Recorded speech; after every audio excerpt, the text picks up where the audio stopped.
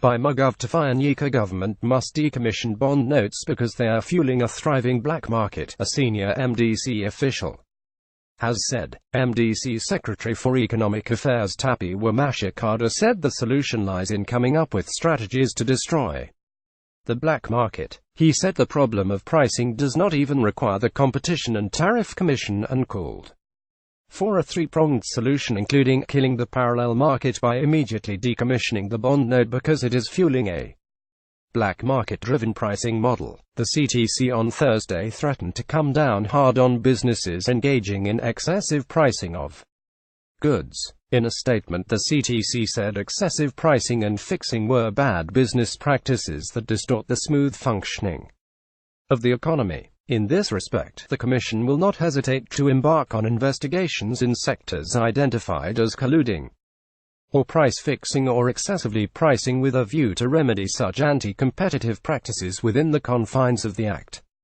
said CTC in a statement. All producers, wholesalers and retailers are therefore expected to comply with the Competition Act with immediate effect or else face the wrath of the law. It added, the Competition Act gives CTC the necessary teeth to enforce its orders and decisions. It provides that for enforcement purposes, the Commission's orders can be registered with and recorded as a civil judgment of the High Court. Government has had trouble borrowing money from abroad as prospective lenders have had doubts over Zimbabwe's ability to repay. This explains the rapid loss of value of the bond notes in September and October. Government simply printed notes that were not backed by hard currency, and traders started charging premiums to shoppers using the notes. The International Monetary Fund has dispatched a staff mission to Zimbabwe that has met with officials of the new government and assessed the country's fiscal and economic situation. According to IMF spokesperson Jerry Rice, the regular staff visit to Harare in early December updated the Bretton Woods Institution's assessment of Zimbabwe's fiscal position, foreign exchange developments, and inquired about the new administration's economic plans. In late November, some automatic teller machines were again issuing US dollars. A clear indication that President Emmerson Mnangagwa's transition team has been able to borrow something. Introduced by Mugabe's government in November 2016 as part of a desperate bid to stave off a cash flow crisis, the green notes are supposed to be traded one-to-one with the US dollar, but to trading at anything up 11.3. Zimbabwe abandoned its own currency in 2008 and officially adopted the American currency as its own. But continued economic uncertainty led people to stash dollars outside the country, prompting a critical shortage.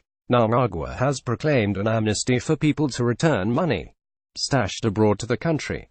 Mashikada also said the Ministry of Industry must gazette prices of all basic commodities as at July 2016 because most of the price increases are not consistent with the cost structure.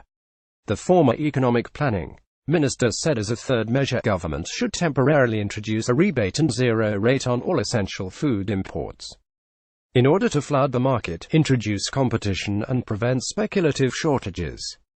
Please note that no any other intervention other than those prescribed above will stop the high prices charged by retailers and wholesalers. Economic saboteurs must be brought to book as they have taken advantage of arbitrage created by the parallel market exchange rate, he added.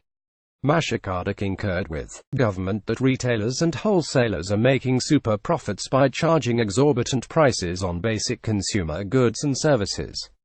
For example, how do you justify a kilogram of beef costing $8 up from $4? I've just cited one product out of many product lines, he said. Daily News.